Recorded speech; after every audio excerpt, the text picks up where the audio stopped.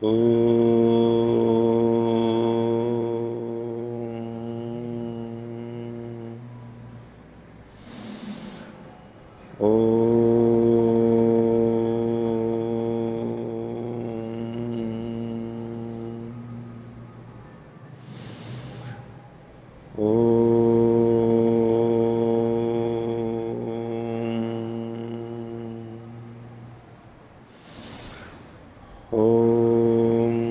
सहनावतु सहनौ भुनक्तु सह वीर्यं कर्वावहै तेजस्विनावधीतमस्तु मा विद्विषावहै।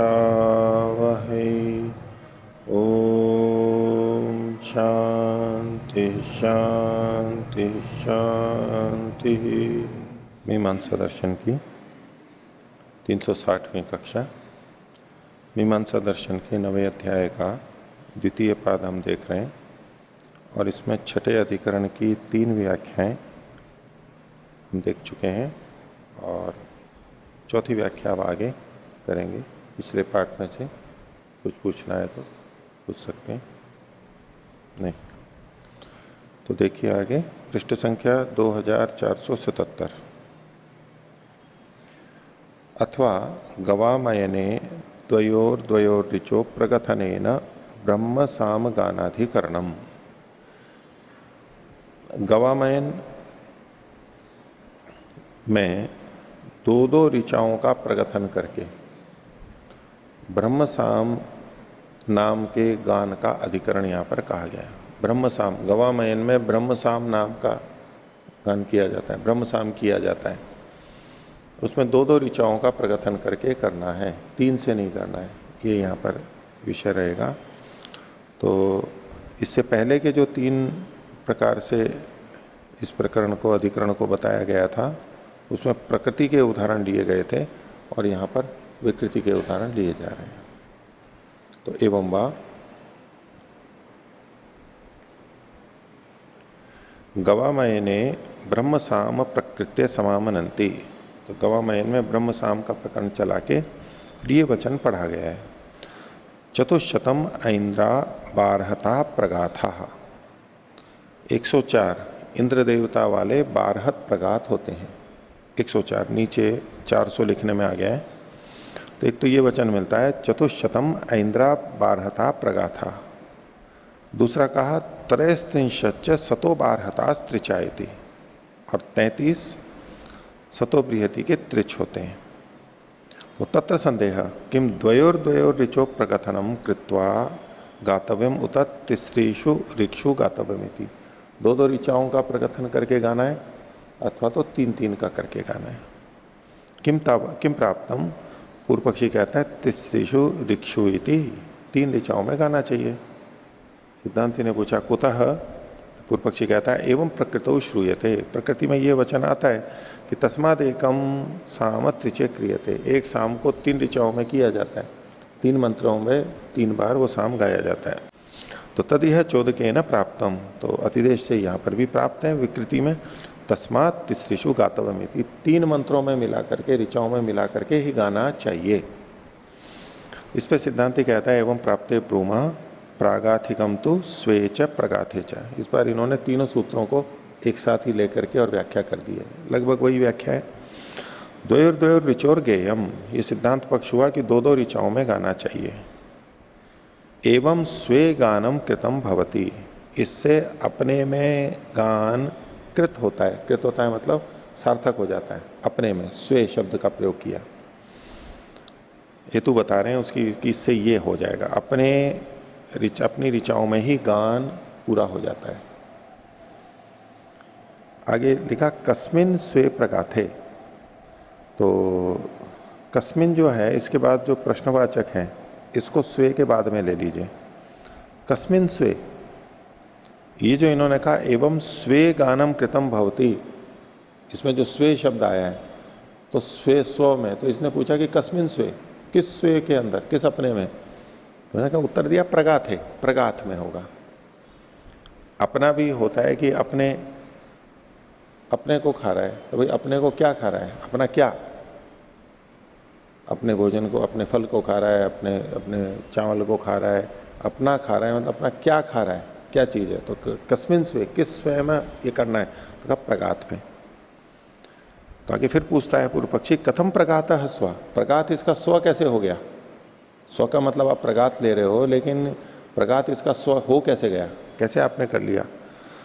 तो सिद्धांति उत्तर देता है, विहितो ही गवामयने ब्रह्म साम प्रकृत्य है। गवामयन में ब्रह्म साम को के प्रसंग में ये वाक्य वहां पर पढ़ा गया है।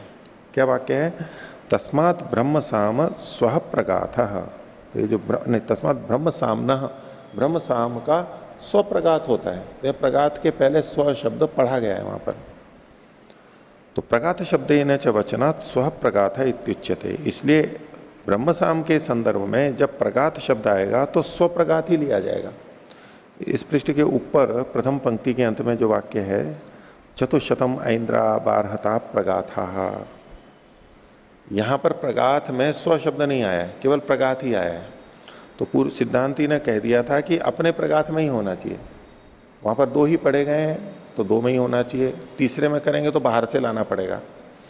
तो सिद्धांति ने स्वे गानम कृतम भवती, इससे अपने में गान कृत हो जाता है। तो उसने पूछा था कि प्रगात का स्व अर्थ कैसे है।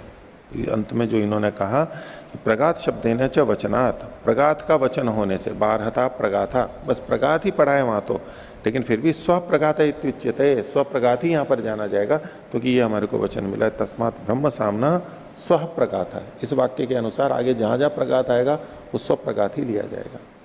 हाँ, आचार्यवर्य अत्र द्वयोः द्वयोः ऋचोः ज्ञेयम् तेन स्वे गानम कथम भविष्यति इति न ज्ञायते। हाँ, मंत्रों की जो संख्या है, अगर तीन तीन में करना पड़ेगा तो बाहर से ऋचाएं लानी पड़ेंगी, जो वहां ऋचाएं पढ़ी गई हैं इनके लिए उनसे अतिरिक्त लानी पड़ेगी, तो अपनी नहीं रहेगी वो। यानी उत्तरार्चिक में जो ऋचाएं पढ़ी गई हैं वो जो पढ़ी गई हैं बस उन्हीं का प्रयोग होना है, तो ये तो उसी के लिए जो ऋचाएं कही गई हैं। और अगर आप तीन तीन में करोगे तो वहां की वो तो दो दो ही पढ़ी हुई हैं, तो तीन कहां से करोगे, तो बाहर से उसको लानी पड़ेगी। उत्तरार्चिके त्रिचा भवन्ति न, दो भी होती है ना, पीछे कई बार आया, दो दो भी होती है। तत्र चतुशतम तत्र लिखितम अस्ति, सर्वेषामेव द्वयो द्वयो जो युग्म वर्तते किम? नहीं, 104 ऐन्द्र बारहत प्रगात होते हैं, प्रगात ये होते हैं। तो उसके लिए भी आगे विवरण में आ रहा है, स्पष्टीकरण करेंगे कि इतने दिन में पूरे होने चाहिए, इतने दिन में पूरे होने चाहिए। तो एक तो स्वप्रगात ही होना चाहिए, स्वप्रगात ही होना चाहिए, और इतने दिन में 104 दिन में पूरा होना चाहिए ये। ऐन्द्र बारहत प्रगात 104 हैं, ठीक है। अगर और अपने ही मंत्रों में करना है, अगर अपने मंत्रों में ही करना है और तीन तीन को लेकर के कर दिया तो ये 104 दिन में नहीं पूरा होगा, उससे पहले ही पूरा हो जाएगा, ये 2/3 दिन में ही पूरा हो जाएगा। यहां पर 99 है, 99 की जगह 66 में ही हो जाएगा, कम दिन में हो जाएगा। और यदि दो दो को लेकर के करेंगे और स्व ऋचाएं ही लेंगे, स्व प्रगात ही लेंगे, तो पूरे दिनों में हो जाएगा, जितने दिन यहां पर लिखे हुए हैं। वो लिंग आगे बताएंगे, इसी को समझाएंगे आगे। तो आगे 28वां सूत्र है, लिंग दर्शन अव्यतिरेकाच, लिंग दर्शन के अव्यतिरेक होने से। तो भवती ही लिंग दर्शनम, दो दो के करने में क्या संकेत मिल रहा है, तो बोले ये वाक्य मिल रहा है, पंचसु मासहसु बारहता प्रगाथा आप्यन्ते। तो 5 महीनों में बारहत प्रगात समाप्त होते हैं, आप्यन्ते समाप्यन्ते, समाप्त होते हैं, पूरे होते हैं। 5 महीने का समय लगना चाहिए, तो ये 5 महीने का काल एक हमारे पास आ गया है।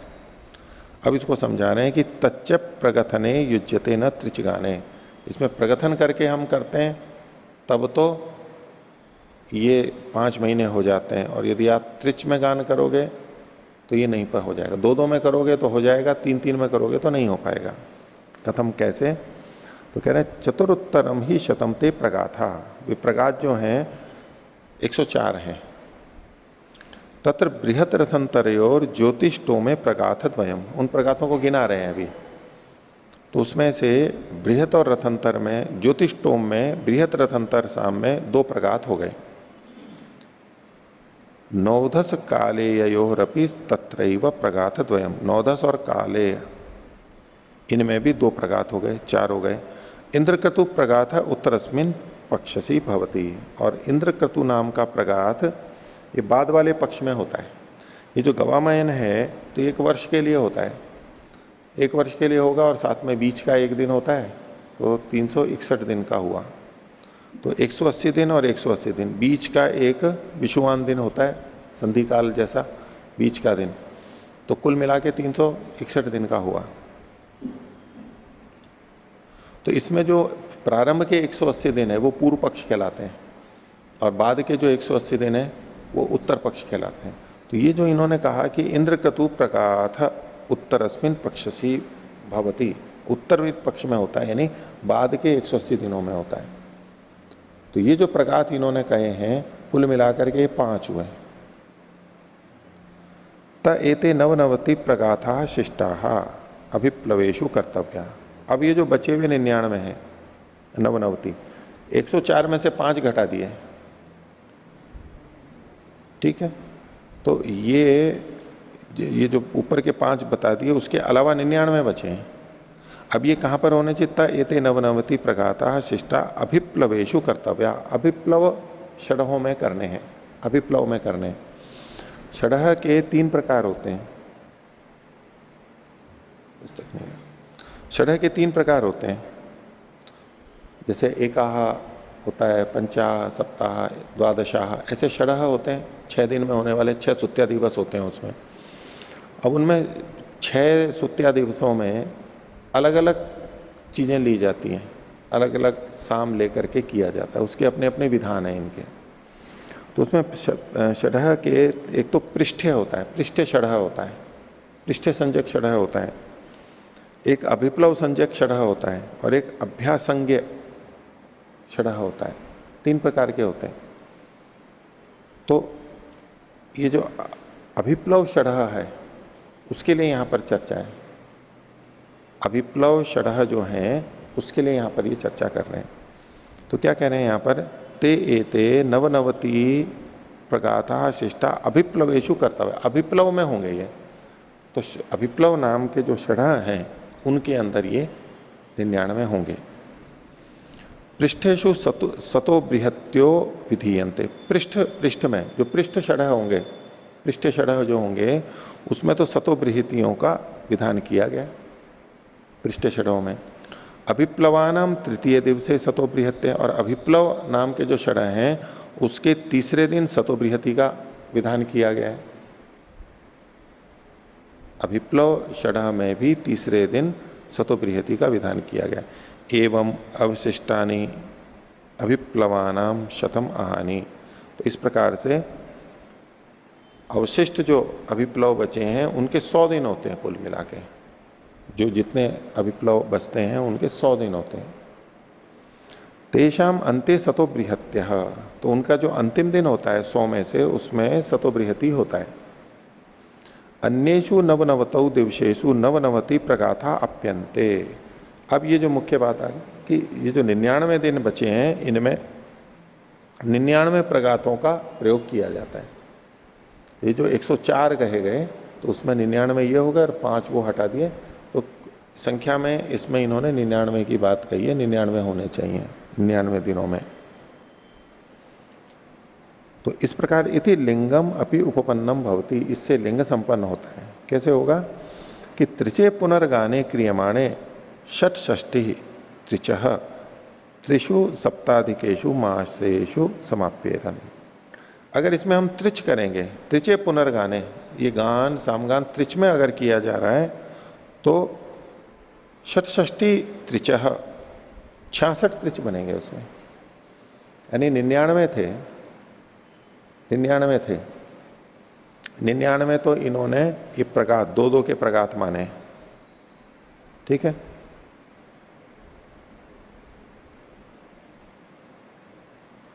निन्यानवे प्रगात हैं, अब ये जो 99 प्रगात हैं, इनमें मंत्र लिए थे इन्होंने दो दो को मिला करके किया था। तो कुल मिला के इसमें कितने मंत्र बनेंगे? 198।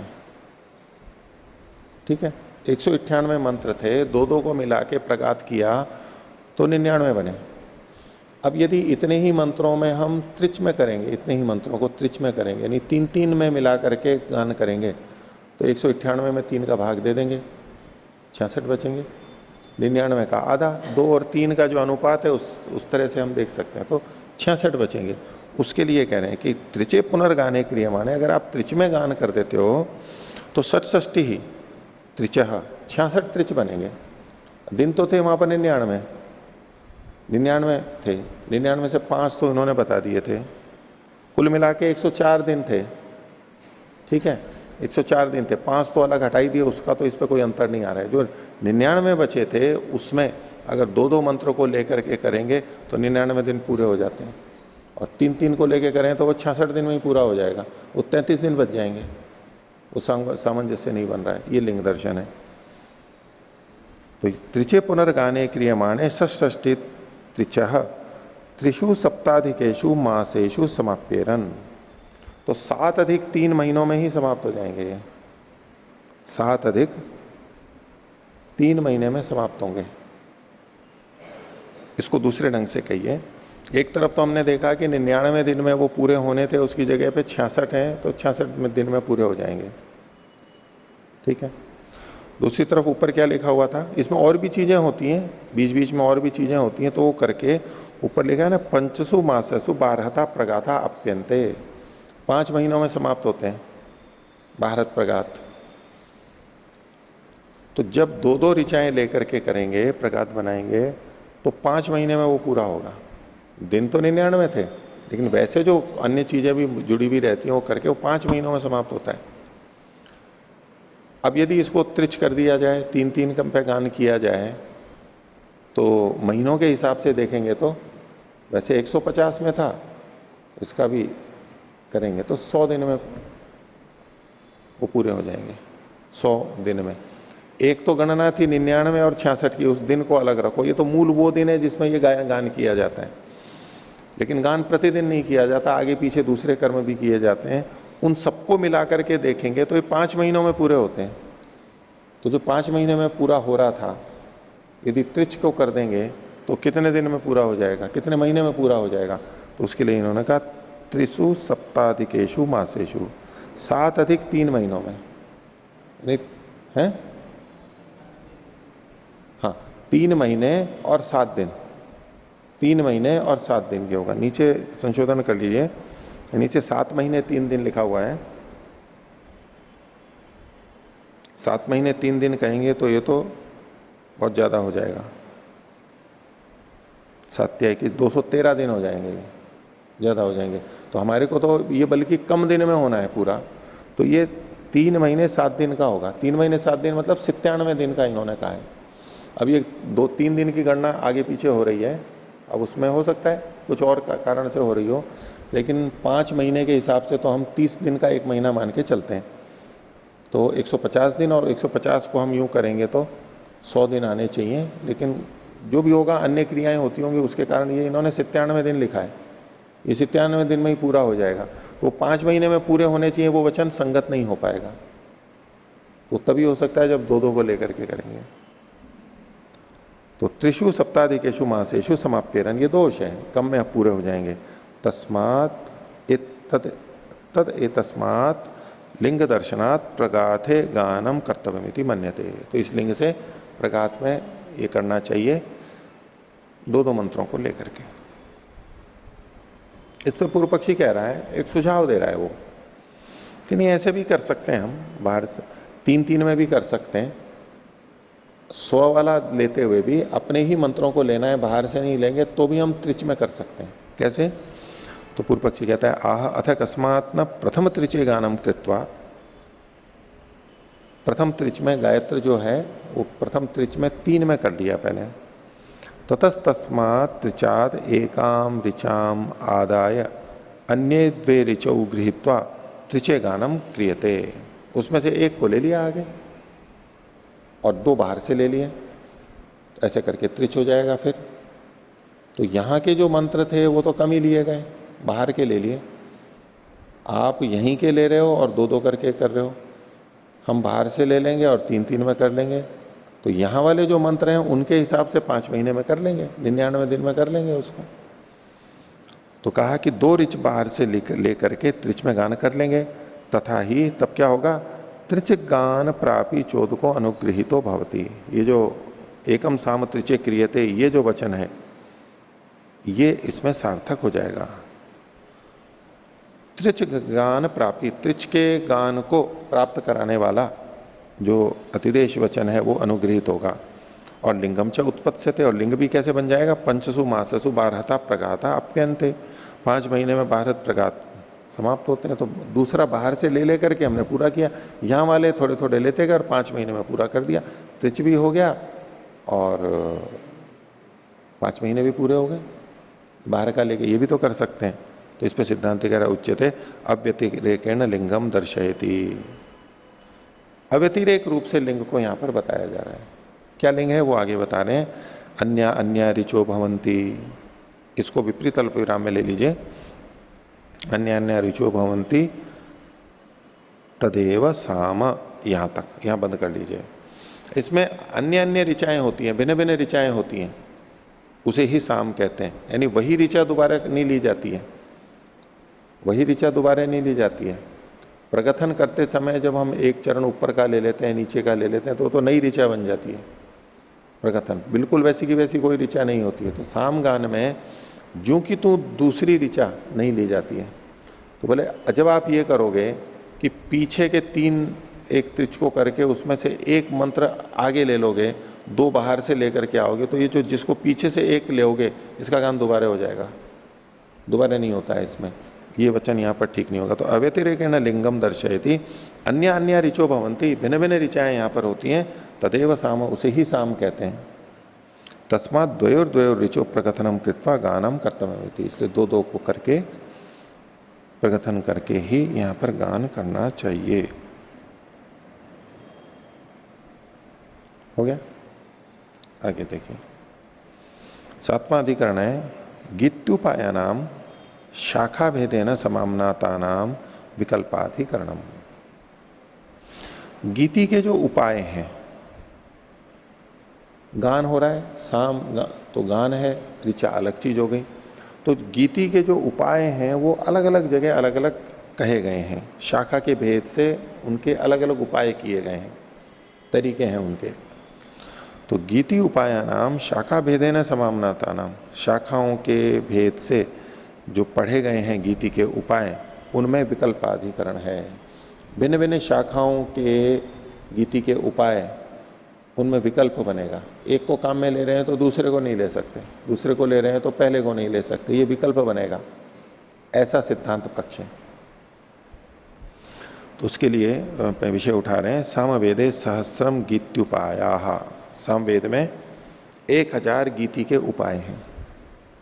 अब ये जो सामवेद की 1000 शाखाएं कही जाती हैं, वो ये शाखाएं गीति के उपाय हैं। सामान्यतः हमारे मन में क्या आता है कि जैसे ऋग्वेद की कहते हैं इतनी शाखाएं थी, इतनी शाखाएं थी, तो हमें लगता है कि वो पठन पाठन की शाखाएं थी, उसमें परंपराएं थी, स्कूल्स थे, शाखा पढ़ने पढ़ाने की अलग अलग परंपरा थी, वो थी। उसमें से कहते हैं कि अभी आज थोड़ी सी उपलब्ध हैं, थोड़ी इसकी थोड़ी इसकी, बाकी तो लुप्त हो गई हैं, वो शाखाएं थी। ऐसी सामवेद की 1000 शाखाएं गिनी जाती हैं। वो 1000 शाखाओं का एक तो हम अर्थ लेते हैं कि जो मूल मंत्र हैं वो अलग अलग तरह से थे। जैसे कि अन्य शाखाओं में हम मंत्र देखते हैं तो उसमें थोड़ी थोड़ी भिन्नता दिखती है, परिवर्तन दिखता है, भिन्नता दिखती है। तो ऐसे ही सामवेद में भी भिन्नता होगी, अलग अलग हो। अगर वो 1000 शाखाएं होती तो 1000 सामवेद की मूल संहिताएं होती, ये ऐसा नहीं है। संहिता तो वही, मंत्र तो ऋचाएं तो वही हैं, उसमें जो गान किए जाते हैं वो 1000 प्रकार के थे, क्योंकि साम में तो गान ही होता है, ऋचाएं तो वो की वही हैं। साम में जो शाखा भेद बनेगा वो गान के भेद से बनेगा। ऋग यजु में या अथर्व में शाखाओं का भेद है, वहां तो शब्दों के भेद से हो सकता है। अर्थ भेद के लिए वो शब्द भेद बता देते हैं, दूसरे स्पष्टता के लिए दूसरा शब्द रख देते हैं, कुछ वो परिवर्तन हो सकते हैं। वहां तो जो लिखावट है, भाषा है, मंत्र हैं, उनके अंदर भेद से वहां पर शाखाएं दिखती हैं। सामवेद में जो 1000 शाखाएं वो लिखावट के भेद से, मंत्र के अक्षरों के भेद से नहीं है, वो गान के भेद से हैं। इतनी प्रकार के गान होते थे। जैसे आज भी अलग अलग संगीत के घराने होते हैं, प्रचलित होते हैं, फला घराने का है, वो एक संप्रदाय चल जाता है, यानी एक शाखा चल जाती है, कोई विशेष व्यक्ति होता है उसके अनुसार। इसी तरह से भारतीय संगीत अलग होता है, कन्नड़ अलग होता है, अलग अलग कहते हैं ना। अब उसमें कन्नड़ कहते हैं, या तो तमिल का होता है, केरल मलयाली का होता है, वैसे नीचे का जो होता है वो कन्नड़ के नाम से कहा जाता है, संगीत की शैली है। और इधर जो उत्तर भारत वाला है उसको भारतीय संगीत कहते हैं, उत्तर भारत नहीं बोलते। तो एक ने मेरे सामने तर्क रखा था कि भारत अलग है और ये दक्षिण के राज्य अलग हैं, शुरू से अलग रहे हैं, देखो हमारे संगीत के भी ये नाम है, ये कन्नड़ है और ये भारतीय है संगीत, भारतीय है, कर्नाटक संगीत, उसको भारतीय नहीं बोलते हैं। और दूसरा जो है उत्तर भारत वाला, उसको भारतीय शास्त्रीय संगीत बोलते हैं, वो कन्नड़ का शास्त्रीय संगीत है। उसने एक आधार पर नहीं, एक तर्क रखा था कि देखो इससे पता लगता है कि ये भारतीय नहीं थे, अलग थे। अभी भारत में है वो अलग बात है, लेकिन ये भारतीय नहीं थे, क्योंकि संगीत में ये नाम दिया हुआ है ऐसा। खैर, तो जैसे ये घराने होते हैं, ऐसे ही सामवेद के गान के तरीके थे, 1000 उस समय रहे होंगे, 1000 तरीके से गाया जाता होगा, उनमें कुछ ना कुछ भिन्नताएं होती होंगी। ये जो अलग अलग राग होते हैं, तो भारतीय शास्त्रीय संगीत में और कन्नड़ शास्त्रीय संगीत में उसी को गाते हैं तो अलग तरीके से गाते हैं, उनकी शैली ही अलग है बिल्कुल शास्त्रीय संगीत की। गाने के लहजे से ही पता लग जाता है कि यह कन्नड़ शैली का, दक्षिण भारत शैली का है, और ये उत्तर भारत शैली का है। शास्त्रीय संगीत एक ही होते हुए, नाम एक ही होते हुए, राग वगैरह वो सब एक होती है, लेकिन फिर भी उनके गाने में शैली में अलग होता है। ये तो बड़ा बड़ा अंतर हो गया। अब उत्तर भारत में भी अलग अलग रहते हैं, अलग अलग नाम से प्रसिद्ध है। तो ऐसे ये इनकी शाखाएं थी, साम की वो 1000 शाखाएं थी। तो इन्होंने सामवेदे सहस्रम गीति उपाया, 1000 गीति के उपाय हैं। प्रत्येक शाखा में गान के बहुत सारे उपाय हैं, उनको नहीं ले रहे हैं, लेकिन भिन्न भिन्न स्थलों पर अलग अलग तरह से उसको गाया जाता है। शाखाओं के भेद से 1000 गीति के उपाय थे। तो पूर्व पक्षी कह रहा है आह कई में गीति उपाया नाम, बोले गीति के उपाय नाम की क्या चीज है, ये कौन है, क्या है? तो सिद्धांति उच्चते कह रहे हैं गीतिर नाम क्रिया। बोले गीति क्या है? गीति तो क्रिया है, क्योंकि गान जो है वो तो एक क्रिया है, लिखावट है वो तो क्रिया नहीं है, गीति तो एक क्रिया है।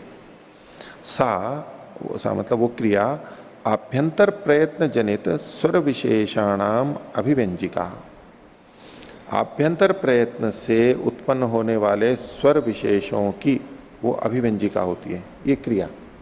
यानी क्रिया होगी, और क्रिया में बोलेंगे तो आभ्यंतर प्रयत्न बाह्य प्रयत्न दोनों ही होते हैं वैसे तो, लेकिन ये जो अंतर आ रहा है, ये कह रहे हैं कि आभ्यंतर प्रयत्न में भिन्नता आकर के उसमें, तो आभ्यंतर प्रयत्न स्वर विशेष के प्रकट करने वाली होती है। सा साम शब्दाभिलप्या, उसको साम शब्द से कहा जाता है। सा नियत परिमाणा ऋचिच गीयते, उसका परिमाण भी नियत है, साम का गीति का परिमाण नियत है, और वो ऋचाओं में गाया जाता है। ये सबके लिए समान है, सब शाखाओं के लिए। तत्संपादनार्था ऋग अक्षर विकारो विश्व, तो इसको संपादित करने के लिए ऋक के ऋचा के अक्षरों में जो विकार किया जाता है वो गीति के उपाय कहलाते हैं। ऋक के अक्षरों में जो परिवर्तन किया जाता है वो उपाय कहलाते हैं। कोई ऐसे करता है, कोई वैसे करता है। वो क्या क्या होते हैं उनके लिए कुछ शब्द यहां पर लिखे हैं। जैसे पहला लिखा है घृताक्षर विकारो विश्लेषो, विश्लेष का मतलब है अलग अलग कर देना, टुकड़े टुकड़े कर देना। मंत्र तो यूं सीधा सीधा है, लेकिन उसके टुकड़े कर देते हैं, विश्लेष मतलब टुकड़े करना। फिर है विकर्षण, विकर्षण का मतलब है न बोलना, न बोलना। फिर है अभ्यास, अभ्यास का मतलब है दोहराना, आवृत्ति करना, उसकी आवृत्ति करके भी उसका सामंजस्य करते हैं। विराम, विराम का मतलब है ठहरना, रुक जाना वहां पर। स्तोभ, स्तोभ जो बीच में कुछ डाला जाता है, जैसे ई ऊ हाउ हाई हुम, ऐसे ऐसे जो बीच बीच में डाले जाते हैं, वो स्तोप कहलाते हैं। इत्येवम आदय सर्वे समधिगता स्वामनायन्ते। तो इस प्रकार के ये जो सारे के सारे हैं ये वहां पर प्राप्त होते हैं और वहां पर स्वामनायन्ते पढ़े जाते हैं, अलग अलग शाखाओं में पढ़े जाते हैं। उसके अंदर भेद होता है, कोई कैसे करता है, कोई कैसे करता है।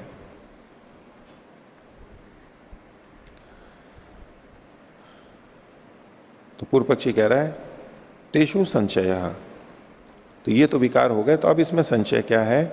किम समुच्चीयन्ते उत विकल्प्यन्ते इति। ये जो गीति के उपाय हैं, शाखा भेदों में अलग अलग तरह के गीति के उपाय हैं, उनका समुच्चय होता है या उनका विकल्प होता है? तो सिद्धांत पूछ रहा है किम तावन न प्रतिभाति, ये क्या प्रतीत होता है? वैसे नह जो है वो अस्मत् के उसमें आता है। अब ये वास्तव में पूछ तो रहा है सिद्धांति पूर्व पक्षी से और उत्तर भी पूर्व पक्षी दे रहा है, लेकिन नह शब्द का प्रयोग हो रहा है। हमें बहुवचन में हमें क्या प्रतीत हो रहा है? आदर में बोल देते ना कई बार, देख तो हम कहें कि आपको क्या प्रतीत हो रहा है, उसकी जगह हिंदी में बोलते हैं अच्छा अपने को क्या लग रहा है, अपना क्या विचार है। कुछ सामने वाले से रहे, अपना बोलते हुए दोनों का ग्रहण हो गया वैसे तो, लेकिन पूछ वो तात्पर्य होता है सामने वाले के, वो क्या अपना घर कहां पर है, अच्छा इस विषय में अपना क्या विचार है, मतलब है आपका क्या विचार है। ऐसे यहां पर नह शब्द का प्रयोग देखो किया गया, पीछे भी कई बार आया है। कई बार तो दोनों को मिलाकर के भी कह सकते हैं, संगति लग जाती है कि भाई दोनों का इसमें हमें क्या सोचना चाहिए, हमारे को यहां पर क्या करना चाहिए, ऐसे मिल करके या यहां क्या निर्णय निकल के आता है, हमारा क्या होना चाहिए। पर कई जगह केवल सामने वाले के लिए भी नह शब्द का प्रयोग हो रहा है, हम यद्यपि इसमें है नहीं। और एक शेष जब करते हैं युष्मद और अस्मद में, तो उसमें तो अस्मद शेष रहता है। एक शेष जब करें ना, तू और मैं तो हम होता है, वह और मैं हम होता है, वह और तू तुम होते हैं। यानी अन्य जो होता है, अन्य एक तो अन्य हो और एक सामने हो। तो अब जब हम उसको द्विवचन में बोलेंगे तो उसमें मध्यम पुरुष आएगा, जो प्रथम पुरुष है वो भी मध्यम पुरुष ही बन जाएगा। और जब सामने वाला और हम है तो मध्यम पुरुष और उत्तम पुरुष मिल जाएंगे और फिर मिला के जब बात करेंगे तो उत्तम पुरुष का प्रयोग हो जाएगा। वो हिंदी में भी यही चलता है और संस्कृत में तो खैर है ही ऐसा। तो जब मिला करके कहना हो और एक शेष कर रहा हूं तब भी अपने को ले सकते हैं, लेकिन यहां तो बिल्कुल ऐसा लग रहा है जैसे सामने वाले से ही पूछ रहा है और वो ही बता रहा है, लेकिन फिर भी ऐसा प्रयोग हो जाता है कि अपना क्या विचार है इसमें। अब यूं कह देते हैं ना आपका क्या विचार है, तो ये तो भेद का वाक्य हो गया, भिन्नता का द्योतक हो गया, अपनापन नहीं रहा ना उसमें, आत्मवत नहीं हुआ, एकत्व नहीं हुआ। तो आध्यात्मिकता की दृष्टि से क्या करना चाहिए? आत्मवत एकत्व आना चाहिए, एकत्व देखना चाहिए। लेकिन कुछ जो आध्यात्मिक नहीं होते, विवेकी होते हैं, वो कहते हैं कि नहीं इसमें तो अविद्या है। जब अलग अलग हैं तो अलग अलग ही व्यवहार करो ना, उसमें क्यों एक पने का व्यवहार कर रहे हो। ठीक है, आपका क्या विचार है, यही मेरा अभिप्राय है, तो वही बोलो ना। क्यों एकत्व लाने के लिए, आध्यात्मिकता को लाने के लिए अविद्या को बीच में ला करके और मिला करके मैं और तू में कोई भेद नहीं है, कोई भेद नहीं है। कि आध्यात्मिकता तो एकत्व अनुपश्यते का मतलब है क्या है? आपका हित मेरा हित, आपका हित मेरा अहित, हम सबका सब कुछ साझा, सब कुछ साझा, कुछ भी भेद नहीं है, ऐसा कथन में आता है। कोई भी हो, किसी से कोई भेद नहीं, जो मेरी रोटी वो तेरी रोटी, जो मेरा तौलिया वो तेरा तौलिया जो मेरा दांत साफ करने का ब्रश वो तेरा ब्रश, जो मेरी जीभी वो तेरी जीभी, तेरी जीभी जो मेरी जीभी। पर ऐसा कोई आध्यात्मिक व्यक्ति आ जाता है तो तथाकथित आध्यात्मिक व्यक्ति उनको डांट देते हैं, ये क्या शिष्टाचार भी नहीं है, मेरी लेकर के क्यों पहुंच ली। वो तो आत्मवत व्यवहार कर रहा है, कोई भेद ही नहीं है।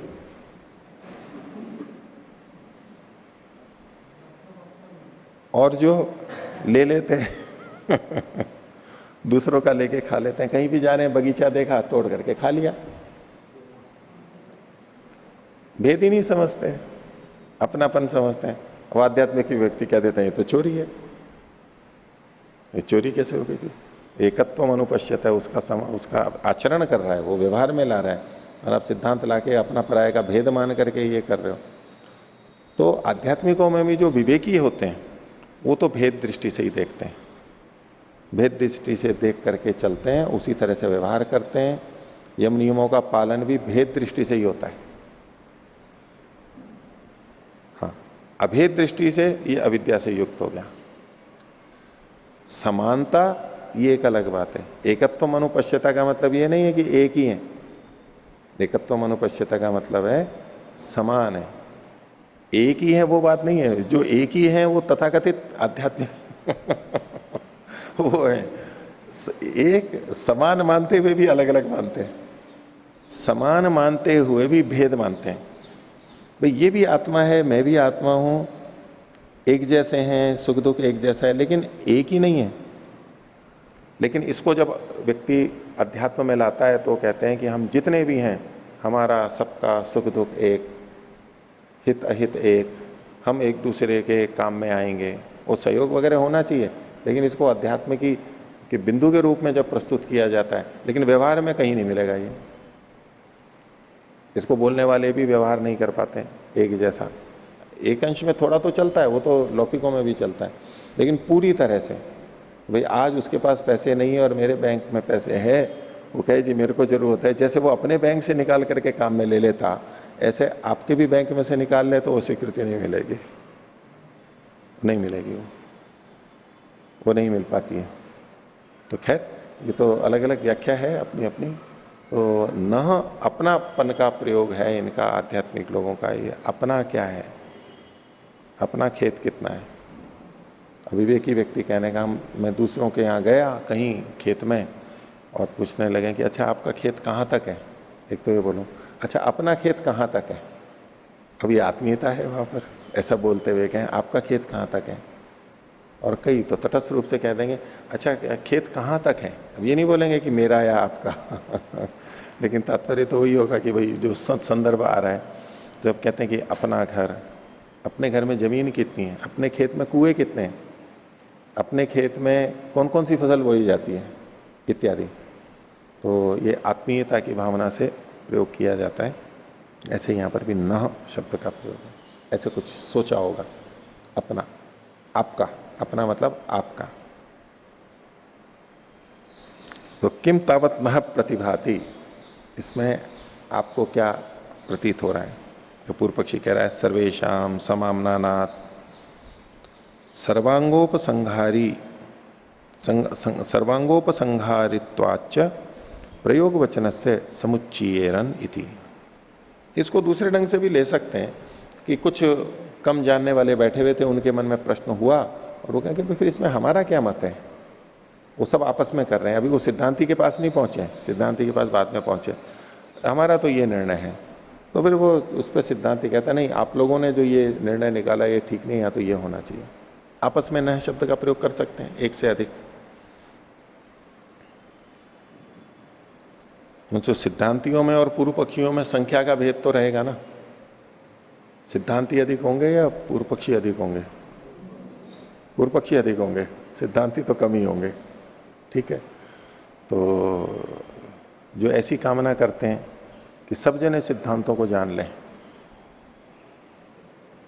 तो अधिक सिद्धांतों को जानने की इच्छा, सिद्धांत को जानने वाले हों अधिक से अधिक और अधिक हो जाएं तो संसार में सुख आ जाए, तो उनकी कल्पना फिर गलत हो जाएगी, क्योंकि पूर्व पक्षी तो अधिक ही होते हैं, सिद्धांती तो कम ही होंगे। हाँ, आप इसको अगर सिद्धांति का मतलब उपदेशक और पूर्व पक्षी मतलब सुनने वाले, वहां तो घट जाएगा। लेकिन पूर्व पक्षी और सिद्धांति, कई बार सिद्धांति भी अधिक हो सकते हैं, पूर्व पक्षी कोई कोई हो सकता है। जैसे यहां एक मत को मानने वाले लगभग हैं और कोई बाहर से व्यक्ति आए नया नया, उसको पता नहीं और वो उसने अपने ढंग से बोल दिया। अब प्रश्न उत्तर हो रहे हैं तो बाकी सब तो एक तरफ अधिक हैं, वो तो सिद्धांति अधिक है, वो तो एक अकेला है या उसके साथ कोई और होगा थोड़ा, वो पूर्व पक्षी कम भी हो सकते हैं। तो ये कोई निश्चितता नहीं है। तो स्वामी जी ने जो बात रखी कि पूर्व पक्षी अधिक होते हैं, आप लोगों ने सिद्धांत एक होता है, मतलब बुद्धिमान कम कम होते हैं और कम बुद्धि वाले अधिक होते हैं, इसका तात्पर्य वो लेते हुए कथन करने में आ गया। ठीक है, तो बुद्धिमान कम होते हैं और सामान्य व्यक्ति अधिक होते हैं,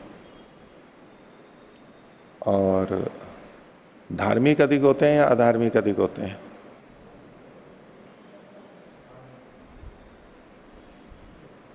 आप यूं कहो कि भाई जो विद्वान होता है वो तो धार्मिक है, विद्वान कम है तो धार्मिक भी कम ही होंगे, क्योंकि बिना ज्ञान के धर्म का पालन ही नहीं कर सकता, ऐसा आने लगेगा। और दूसरी तरफ महर्षि दयानंद का वचन आप लोगों के मन में आ गया होगा, इसलिए आप धार्मिकों को अधिक बना रहे हो कि धार्मिक तो सब बन सकते हैं लेकिन विद्वान सब नहीं बन सकते। तो इसका मतलब हुआ कि धार्मिक बनने के लिए विद्वत्ता जरूरी नहीं है। जो विचार हो गया ना, बिना विद्वान हुए भी धार्मिक हो सकता है। बिना विद्वान हुए भी, मतलब धार्मिक बनने के लिए विद्वान होना जरूरी नहीं है, ये उसका नहीं था अर्थ है, अधिकरण सिद्धांत है उसका पीछे का, इस वचन के पीछे का मतलब ही यही है, नहीं तो ये वचन ही नहीं बनेगा। तो धार्मिक तो अधिक हो सकते हैं लेकिन विद्वान अधिक नहीं हो सकते, इसमें विद्वान की निंदा नहीं है। विद्वान भी धार्मिक हो सकता है, उसमें कोई रोक नहीं है, लेकिन जो विद्वान नहीं है वो भी धार्मिक हो सकते हैं। तो धार्मिक बनाने का तो प्रयास किया जा सकता है सबको, लेकिन सबको विद्वान बनाने का प्रयास सफल नहीं होगा।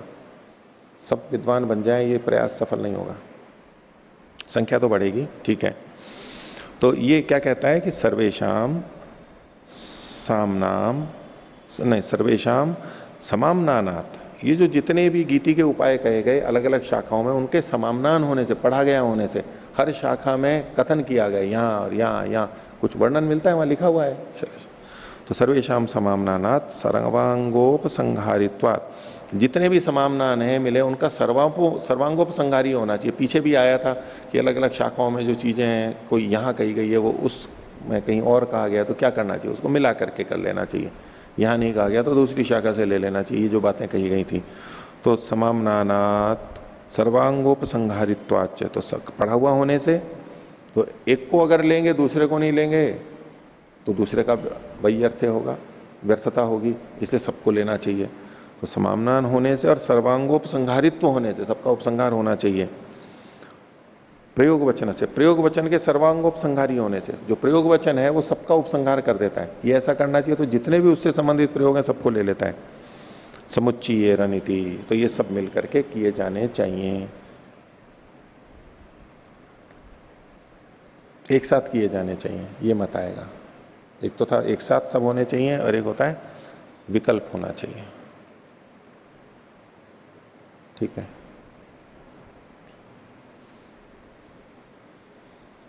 तो जो सबको लेते हैं, तो मान लो जो भी भोजन बन रहा है उसमें कौन कौन से मसाले डलेंगे, तो सारे मसाले डलेंगे इसमें, नमक भी डलेगा, मीठा भी डलेगा, और सारे मसाले इसमें, दाल में इसमें भी सारे के सारे मसाले डलेंगे, सब में सब चीजें डलेंगी, सब में सब चीजें, सर्वांगोपसंहारी। सूखे मेवे बोले इसमें भी सारे डलेंगे, और इसमें भी सारे डलेंगे, सब में डलेंगे, सर्वांगोपसंहारी, खूब अच्छा। तो एवं प्राप्ते ब्रूमा, इस पे सिद्धांत कह रहा है अर्थैकत्वाद विकल्प स्यात्, अर्थ का एकत्व होने से यहां पर विकल्प होना चाहिए। अर्थ का एकत्व मतलब प्रयोजन का एकत्व, जो जिस कारण से ये प्रयोग किए जा रहे हैं गीति के उपाय, वो किसी निश्चित प्रयोजन से किए जा रहे हैं, और वो पूरा हो गया है तो बस आवश्यकता नहीं है। भाष्य अर्थैकत्वात् विकल्प स्यादिति एकार्था ही गीत्युपाया, जो गीति के उपाय हैं वो एक प्रयोजन वाले नहीं, निश्चित प्रयोजन वाले होते हैं। ये उपाय इसके लिए, ये उपाय इसके लिए। गीति ही कथम निर्वर्तेत इति प्रयुज्यन्ते, और इनका गीति के उपायों का प्रयोग कैसे, कि गीति का की संपूर्णता, संपन्नता कैसे हो, वो बने कैसे, हो कैसे जाए, इसके लिए ये काम में लिए जाते हैं। तत्र अन्यतमेन गीतौ निर्वृत्तायाम नेतरे प्रयोगम अर्हन्ति, जब एक उपाय से, एक शाखा के उपाय से गीति निर्वृत्त हो गई है, संपन्न हो गई है, तो फिर अन्य उपाय, अन्य शाखाओं के उपाय की उनकी अपेक्षा नहीं है, वो क्यों किए जाएंगे, बात पूरी हो गई, जो प्रयोजन पूरा हो गया। तस्मात् विकल्प है, इसलिए इनमें तो विकल्प ही होगा, चाहे तो उसको करो चाहे तो इसको करो, सबको नहीं कर सकते, सबको नहीं मिला करके करना। आगे देखिए 8वां अधिकरण, प्रगीताया एव ऋचौ वैकृत अपूर्व स्तोत्र साधनत्वाधिकरणम।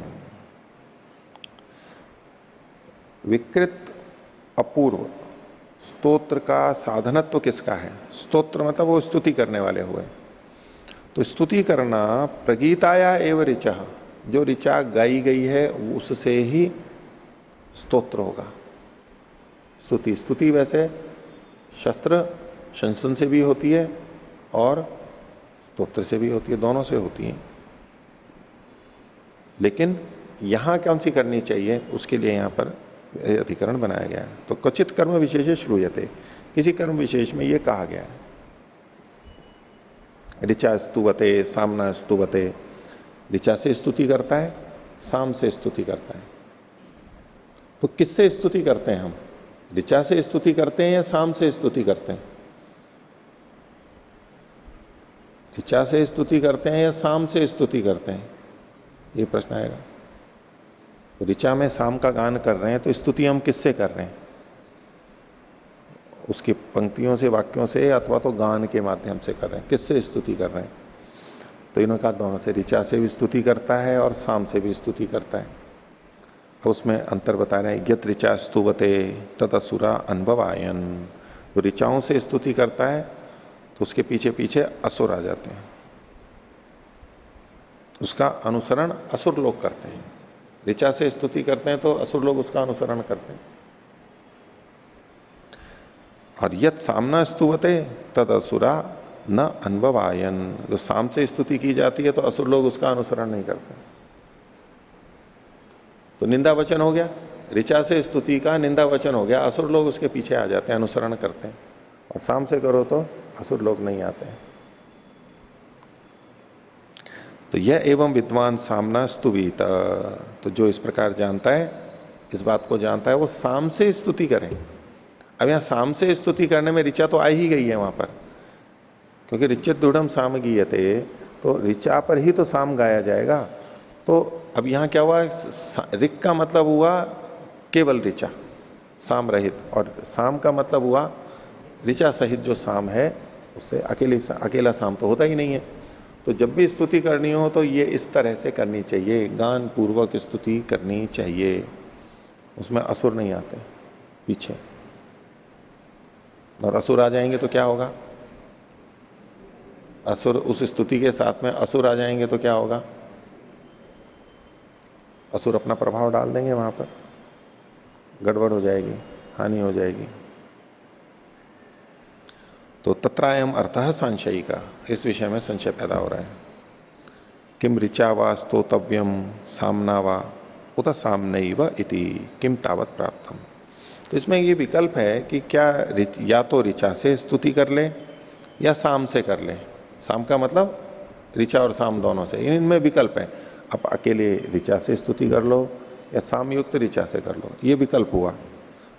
उत सामनैव इति, अथवा साम सहित ऋचा से ही करो, बिना साम के, साम रहित ऋचा से स्तुति नहीं करनी है, ये दूसरा पक्ष बनेगा। पहले वाले में तो विकल्प है, पहले वाले पक्ष में विकल्प है, ये करो चाहे वो करो, और दूसरे पक्ष में केवल साम से ही की जानी चाहिए। किम तावत प्राप्तम, इसमें क्या प्राप्त होता है? अब जैसे उपासना में, ध्यान में परमात्मा की भक्ति स्मरण करते समय गान पूर्वक करना चाहिए या बिना गान के करना चाहिए? एक तो है कि बस केवल मंत्र बोल लिए सीधे सीधे, और एक है कि गान पूर्वक बोले। और कौन सा करना चाहिए? एक तो बात हो गई, यहां भी तो स्तुति की जा रही है, वहां भी तो स्तुति की जा रही है। उसमें कुछ लोगों को तो लगता है कि नहीं, गान पूर्वक करते हैं तो ही अच्छा होता है, तो ही आनंद आता है, नहीं तो अच्छा नहीं लगता है, भावनाएं नहीं जगती। तो उपासना के समय क्या करना चाहिए, कई बार विचार का विषय बन जाता है। और बहुत बार आध्यात्मिक व्यक्ति गान मतलब तो श्रोत्रेंद्रिय का रस, ये गान में तो सुख आता है, और सुख लिया तो वो बंधन का कारण बनेगा। कर्ण सुख अगर लिया, ये भी तो इंद्रिय का सुख होगा। अब ठीक है, सुख वैसे तो मन को होता है, लेकिन गौण रूप से तो कान से ही कहेंगे। रूप का सुख ले रहा है, जिह्वा का रस सुख ले रहा है, गंध का सुख ले रहा है, तो ऐसे शब्द का भी सुख होता है। तो गान पूर्वक जब हम भजन आदि गाते हैं तो उससे उसमें राग होगा, सुख आएगा, सुख आएगा तो राग होगा, राग होगा तो बंधन होगा, अविद्या होगी। इसलिए गान पूर्वक नहीं करना चाहिए। इसलिए कई जने आध्यात्मिक शिविरों में और इसमें बिल्कुल मना करते हैं, लेकिन थोड़ी उदारता भी रखते हैं। भी करना तो बिना गान के चाहिए, लेकिन अब लोग आए हैं, मन ऊब जाता है, उनको थोड़ा सा रुचि पैदा करने के लिए फिर वो गान करके भी भजन बोलते हैं। उनके लिए वैसे नहीं होना चाहिए, लेकिन जो नए नए हैं उनको बिना गान के रुचि नहीं होती है, इसलिए गा करके करते हैं। ऐसे ही चुटकुले भी नहीं होने चाहिए, क्योंकि उसमें हंसी होती है और वो भी मुक्ति में बाधक है। लेकिन जो नए नए शिविरार्थी आ रहे हैं उनको अरुचि ना हो जाए, इसके लिए चुटकुले फिर बोले जाते हैं। शिविर में भी चुटकुले बना करके, विषय तो आध्यात्मिक समझाया जाता है, लेकिन चुटकुले से, वो उन लोगों की दृष्टि से वास्तव में तो बाधक है। और सीखने वाले तो वही सीखते हैं जो सामने वाला करवा रहा है, न बोल भले ही कुछ भी रहा हो, जो करवा रहा है उससे कि भाई वो तो चुटकुले भी बोलते हैं बीच बीच में आध्यात्मिक विषयों को समझाने के लिए, और भजन भी बहुत अच्छा बोलते हैं। वो कहते हैं जी बहुत अच्छा भजन बोला आपने जी, मैं तो बिल्कुल एकाग्र हो गया, उससे एकदम स्थिर हो गया, ऐसा लोगों को लगता है। वैसे बोलो पंक्तियां तो वो भाव ही नहीं जाता, स्थिति नहीं बनती। लेकिन गान करो तो यूं लगता है जैसे कि अंदर हृदय से बोल रहा है, वो भाव से बोल रहा है, वो स्थिति उसकी भी बन जाती है सामने वाले को देख करके। वीतराग विषय, ये वीतराग होकर के बोल रहा है, बिल्कुल निर्लिप्त होकर के हृदय से, तो वैसी कल्पना में जाके एकदम स्थिति बन जाती है। तो वहां भी हम इन चीजों को देख सकते हैं कि हमें स्तुति करनी है किसी की। अतिथि भी आते हैं, हम एक वैसे ही पंक्ति में बोल दें, एक गा करके उन्हीं पंक्तियों को किसी का स्वागत करें, तो उसमें अंतर होता है। एक सामान्य शब्दों में बोले हम, एक उनके लिए कविता बना करके बोले, लेकिन बिना गीति के तो अच्छा हो जाता है। और वो कविता को भी गान करके अगर बोले तो हाँ देखो ये सच्ची श्रद्धा है लोगों में। नहीं, कविता नहीं, गान से भी बसती है, वो तालियां बजती हैं, कोई ताली नहीं बजाता, अच्छा नहीं लगता है। और लगता है कि हाँ ऐसा है जैसे कि रोटी को इसने चुपड़ करके दिया है, बिना गान के रोटी दी जैसे कि बिना चुपड़े, चावल खिचड़ी दे दी बिना घी के, बिना बूरे के, बस वैसे ही दे दी, वो तो सादा हो गया। और गान कर दो तो उपसेचन हो जाता है, उसके ऊपर चटनी और घी, मलाई, दही, ये ऊपर से उपसेचन हो जाता है। लेकिन उपसेचन में दूसरी बात भी है। परमात्मा का उपसेचन क्या है? मृत्यु यस्य उपसेचन। परमात्मा का उपसेचन क्या है? मृत्यु है। ये उपसेचन में मृत्यु भी छुपी हुई है, नाश भी छुपा हुआ है, बाधा भी छुपी हुई है, क्योंकि इसमें अविद्या है। अविद्या है तो नाश होगा, मृत्यु आएगी, जन्म मरण आएगा। तो जिनको जन्म मरण से छूटना है उनको उपसेचन से बचना चाहिए। मृत्यु यस्य उपसेचनम परमात्मा के लिए कहा गया नहीं। वो जो उपसेचन है, परमात्मा को का जो भोजन खाता है परमात्मा, परमात्मा का उपसेचन क्या है? वो जो हमारी मृत्यु है ना, वो उसका उपसेचन है, उसको अच्छा लगता है वो उपसेचन। लेकिन हमारी तो मृत्यु हो गई, खाने वाले को तो मजा आ गया, बकरे की तो जान गई। इस दृष्टांत से तो उपसेचन की सिद्धि हो रही है ना, कि उसका खंडन हो रहा है। नहीं नहीं, उपसेचन के साथ में मृत्यु जुड़ी हुई है। मतलब दृष्टांत है आचार्य जी। हाँ हाँ, दृष्टांत है ना। दृष्टांत है कि भोजन के लिए उपसेचन चाहिए, परमात्मा का ओदन है और उसका उपसेचन है मृत्यु। जैसे वहां उपसेचन पूर्वक भोजन अच्छा है, ऐसे ही यहाँ उपसेचन पूर्वक गान अच्छा है। हाँ, उपसेचन करना चाहिए, उपसेचन करना चाहिए, लेकिन इसके पीछे का अंदर का जो तत्व है ना, दृष्टांत का वो भाग इसमें जुड़ेगा ही नहीं। वो साथ में जो वहां पर एक संकेत के रूप में कहा, विद्वानों को तो संकेत के लिए संकेत होना चाहिए। यद्यपि उपसेचन है, करना चाहिए, चटनी वगैरह ये सब डालते हैं, उसे अच्छा ही लगता है सबको, चटनी अच्छी लगती है, ये सब चीजें ऊपर ऊपर से जो डालते हैं वो अच्छी ही लगती है। लेकिन एक समझ लेता है कि नहीं, इसका जो उपसेचन है वो आखिर तो मृत्यु है, हमारे को मरेंगे तो उसको उपसेचन होगा उसका, हमारी तो मृत्यु हो रही है, उपसेचन के साथ में मृत्यु जुड़ी हुई। तो ये जो संगीत वंगीत, मैं आध्यात्मिक लोगों की दृष्टि से कह रहा हूं, देखो मैं थोड़ा आध्यात्मिक दृष्टि से लोगों की बात कह रहा हूं। तो जो संगीत को, जब भजन को लाया जाता है उससे फिर अध्यात्म नहीं, उसमें राग और ये सब सुख लेना, जबकि सुख से तो हमें दूर जाना है। सुख को छोड़ेंगे तभी तो परमात्मा का सुख मिलेगा। तो प्रकृति के सुख में जो लगा हुआ है, राग है, अविद्या से युक्त है, वो मुक्ति को कभी प्राप्त नहीं कर सकता है। इसलिए गान नहीं होना चाहिए, बिल्कुल गान नहीं होना चाहिए।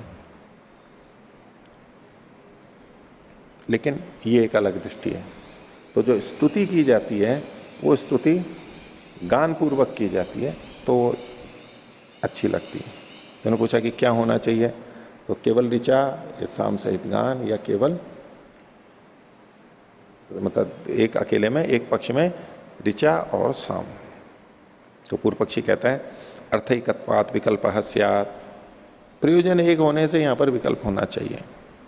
ऋक् सामयोस तदर्थत्वात्, ऋक् के और साम के उसी के लिए होने चाहिए। बिना साम के ऋक् बोली जा रही है तब भी वही प्रयोजन है, और साम पूर्वक बोली जा रही है तब भी वही प्रयोजन है, स्तुति तो वही हो रही है। तो इसलिए एक ही से प्रयोजन सिद्ध हो जाता है तो दूसरे की का विकल्प होना चाहिए, कभी वो या वो। जैसा कि पीछे सिद्धांति ने कहा था 29वें सूत्र में अर्थैकत्वात् विकल्प स्यात्, अब इसको सिद्धांति ने पकड़ लिया कि अर्थैकत्वात् विकल्प स्यात्। सिद्धांति कौन सी, सिद्धांति ने तो एक बात कही, और पूर्व पक्षी की कौन सी बुद्धि है ये? तीन तरह की बुद्धियां मानी जाती है ना, रबड़ बुद्धि, काष्ठ बुद्धि और तेल बुद्धि। तो ये कौन सी बुद्धि से इसने काम लिया? काष्ठ बुद्धि से, काष्ठ बुद्धि से, तेल बुद्धि से। उसने तो वहीं पर ही कहा था अर्थैकत्वात् विकल्प स्यात्, एक ही जगह इसने दूसरी जगह भी लगा दिया इसको। तेल बुद्धि यही तो होती है ना, बूंद तो यहां गिरी लेकिन वो तेल और जगह भी फैल जाता है। तो सिद्धांति ने तो उसी जगह कहा था अर्थैकत्वात् विकल्प स्यात्, यहां के लिए थोड़ा ना कहा था, लेकिन ये तेल बुद्धि था तो इसने दूसरी जगह भी लगा दिया। पर वो तेल बुद्धि भी अतिव्याप्ति नहीं हो जानी चाहिए। तेल डाला और वो तेल पात्र के किनारे किनारे पे लग जाए और पीने वाला है उसको जाए ही नहीं। घी डाला ऊपर से और वो किनारे पे लग जाए, पीते पीते वो 20-30% या 40% तो दीवारों पे ही लग जाए, पिएगा तो थोड़ा ही जाए। तो ऐसी तेल बुद्धि का क्या काम है? वो तो ऐसा होना चाहिए कि जो पूरा चला जाए, हमारे को व्यर्थ नहीं जाना चाहिए, गलत जगह नहीं जाना चाहिए, अतिव्याप्ति नहीं होनी चाहिए। है तो तेल बुद्धि, लेकिन तेल बुद्धि भी गलत ढंग से प्रयोग की गई है। उस बात को समझा तो, लेकिन लगा कहीं और दिया। विकृत बीज का आरोहण होगा, गलत जगह पे उसी बात को लगा दिया। तो ऐसे में काष्ठ बुद्धि भी कई जगह बहुत अच्छा रहती है, जहां कहा है बस वहीं पर ही, इधर उधर नहीं, मन मर्जी से इधर उधर नहीं उस नियम को लगाना। वह काष्ठ बुद्धि काम करती है। जब हम कहते हैं कि ऋषियों ने जो कहा है ऐसा ही करेंगे, ये कौन सी बुद्धि है? काष्ठ बुद्धि है, वो मुक्ति को प्राप्त करते हैं। और जो तेल बुद्धि होते हैं, ऋषियों ने ऐसा कहा है और उसको इधर भी कहीं जैसे तैसे घटा देंगे, नहीं उन्होंने ऐसा कहा है, उन्होंने ऐसा कहा है। चोरी करेंगे, उन्होंने कहा सम्मानात् ब्राह्मणों नित्य उद्विजेत विषादी हुआ है। ठीक है, अब सम्मान की कोई चिंता ही नहीं हमारे को। तो ये लोग कहते हैं चोरी करोगे तो लोग क्या कहेंगे? चोर समझेंगे। रिश्वत लोगे तो लोग कहेंगे रिश्वत ले रहे हो, अपयश होगा। नहीं, हम आध्यात्मिक व्यक्ति हैं, हमें इस सम्मान की चिंता नहीं करनी चाहिए। तेल बुद्धि से वहां की बात को उसने यहां पर भी लगाया, तेल बुद्धि थी। तो वहां मुक्ति की प्राप्ति के लिए लक्कड़ बुद्धि भी चाहिए। जैसा कहा है वैसा, अक्षरशः जैसा शास्त्र ने कहा है वैसा का वैसा पालन करने वाला। तो मुक्ति की प्राप्ति के लिए लक्कड़ बुद्धि चाहिए। अपनी बुद्धि लगाई तो अपनी बुद्धि तो डेढ़ बुद्धि होगी, अपनी बुद्धि लगाई तो कुछ कुछ गलत लगा देंगे। आजकल के लोग लगाते हैं ना, अलग अलग संगति करते हैं दर्शनों की, उपनिषद की, आधुनिक ढंग से, उससे वो तेल बुद्धि वाले हैं। वो कहीं का कहीं लगा देते हैं और कुछ का कुछ ले लेते हैं। नहीं, जैसा कहा है बिल्कुल वैसा का वैसा करना है हमारे को। तो कौन सी बुद्धि हुई? लक्कड़ बुद्धि हुई, लक्कड़ बुद्धि हुई।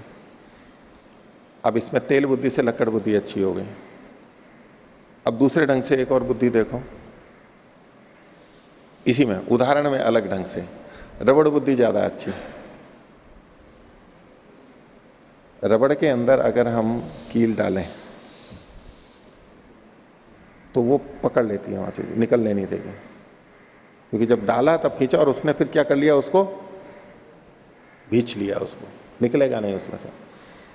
और लकड़ी में छेद करके जितना छेद किया और उतनी ही वो डाल दी तो निकल भी जाएगी आसानी से, क्योंकि भींच के नहीं रखा है उसने, भींच के नहीं रखा है वहीं के में। और तेल बुद्धि में तो वो तो बिखरी हुई है, कहीं भी इधर कहीं इधर फूंक मार दिया तो तेल उधर जाएगा, इधर जाएगा तो इधर जाएगा, वृत्तियां इधर कहीं भी जाओ उधर ही उधर जाएगी। तो अगर तेल बुद्धि होगी, ये चंचल वृत्ति का द्योतक है। लक्कड़ बुद्धि है, वो है तो वहीं पर ही लेकिन स्थिर नहीं है। लेकिन रबड़ बुद्धि है, वो बिल्कुल स्थिर है, जहां की है वहीं और भिज करके वहीं पर ही रहेगी। रबड़ में कोई आप प्रकार वगैरह डाल दो, सुई वगैरह, बिल्कुल वहीं पर ही लगा हुआ रहेगा। और लक्कड़ बुद्धि में, लक्कड़ में डालने के लिए तो ठोकना पड़ता है बहुत ज्यादा। रबड़ बुद्धि में ठोकना, रबड़ में डालने के लिए ठोकना नहीं पड़ता है, और थोड़ा सा डालते हैं वो स्थान देता जाता है और पकड़ लेता है पूरा। लकड़ी में यूं डालो देखें और डलता ही नहीं है उसमें, उसके लिए ठोकना पड़ता है, बहुत जोर है, सिखाने के लिए बहुत जोर लगाना पड़ता है। तो अलग अलग बुद्धियां हैं यहां पर। तो ये जो था अर्थैकत्वाद विकल्प है, ये तेल बुद्धि था, इसने अतिव्याप्ति कर ली, दूसरी जगह भी जाने लग गया। भाष्य देखिए, विकल्प ऋचा वा सामना वा, या तो केवल ऋचा से या ऋक साम दोनों से, ऐसे भी कर सकते हैं। भिन्नम इदम वाक्यम दृश्यते ऋचा स्तुवते तद असुरा अनुभवायन। देखिए कह रहे हैं कि ये दो वाक्य हैं, एक वाक्य नहीं है। जो पीछे था प्रारंभ में, ऋचा स्तुवते सामना स्तुवते यद ऋचा स्तुवते तद असुरा अनुभवायन, और ये तो एक तरह दो दो करके हैं, तो बोले ये अलग अलग वाक्य हैं। सिद्धांती ने जिस तरह से प्रस्तुत किया, ये टुकड़े तो चार हैं लेकिन मिला करके एक वाक्य है, ये एक ही प्रयोजन को कह रहा है, अर्थैकत्व है यहां पर। तो ये कह रहा है भिन्नम इदम वाक्यम दृश्यते यद ऋचा स्तुवते तद असुरा अनुभवायन, पहले के साथ पहला वाला जोड़ लिया इन्होंने, बोले ये अलग वाक्य है। और जो सामना स्तुवते, यद सामना स्तुवते तद असुरा नान्ववायन, ये अलग वाक्य है। पूर्व पक्षी दोनों को अलग वाक्य मान करके कह रहा है। तो कहते हैं दोनों अलग वाक्य हैं। ऋचा स्तवे क्रियमाणे असुरा अन्ववगता इति, इसका मतलब क्या हुआ, एक अलग वाक्य है। तो ऋचा की स्तुति में करने पर असुर लोगों ने उसका अनुसरण किया, ठीक है।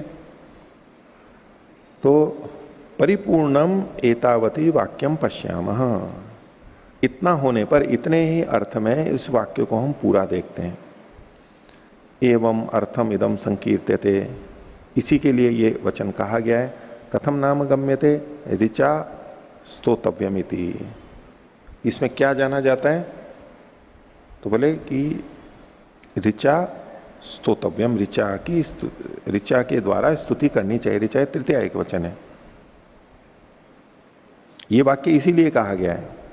तो बोले किसके लिए कहा गया, कथम नाम गम्यता, ये कैसे जाना जाता है, क्या जाना जाता है कि यत ऋचा स्तोतव्यम, ऋचा की स्तुति करनी चाहिए, ऋचा के द्वारा स्तुति करनी चाहिए। किमर्थम, यस्मिन कर्म विशेषे श्रूयते तस्य अंगम यथा स्यात्, जिस कर्म विशेष में ये सुनी जाती है उसका बस ये अंग हो जाए। तच्च प्रयोग वचन सामर्थ्यात् प्रयोग वचने न गम्यते इति, तो प्रयोग वचन के सामर्थ्य से ये वहां पर जानी जाती है, ऐसा करना चाहिए। अब इसमें निंदा नहीं आ रही है, पूर्व पक्षी ये कहना चाह रहा है अभी निंदा नहीं आ रही है।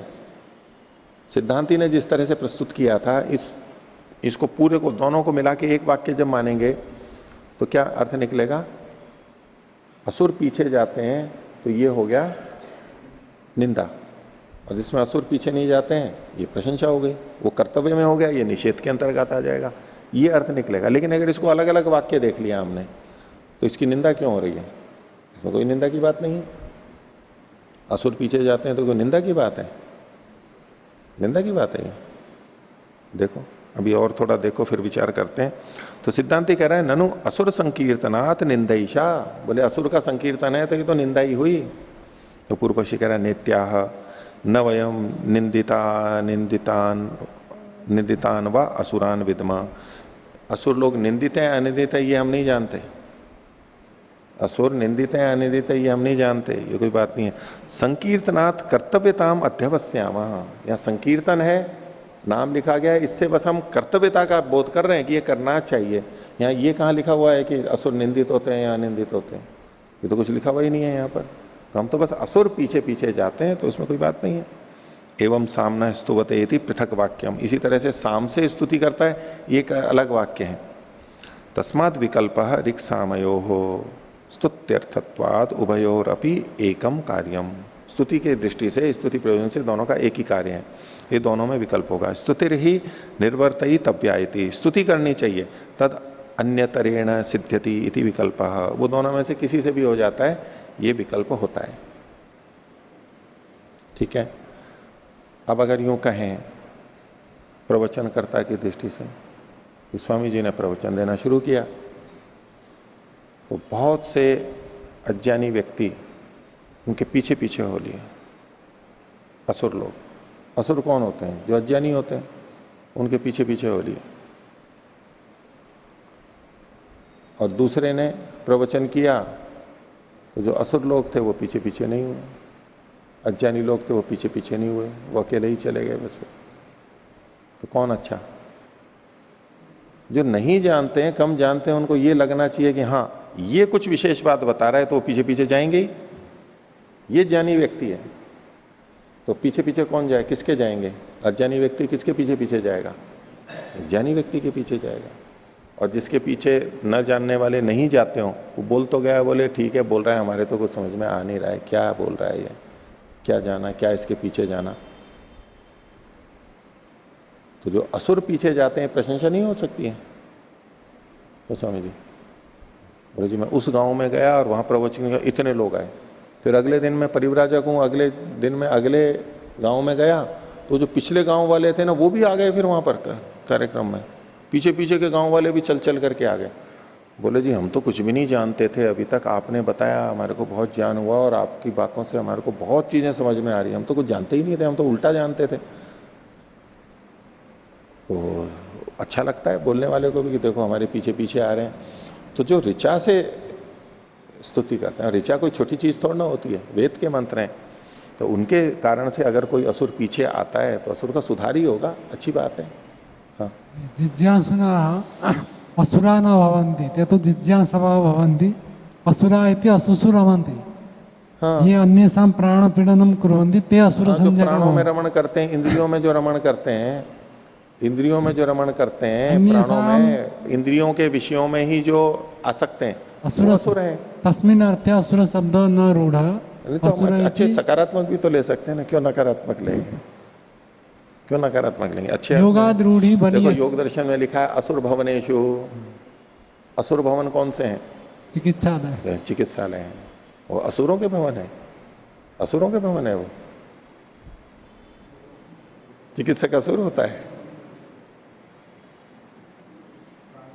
प्राणों की रक्षा होती है वहां पर। चिकित्सालय को असुर भवन के नाम से, योग दर्शन व्यास भाष्य।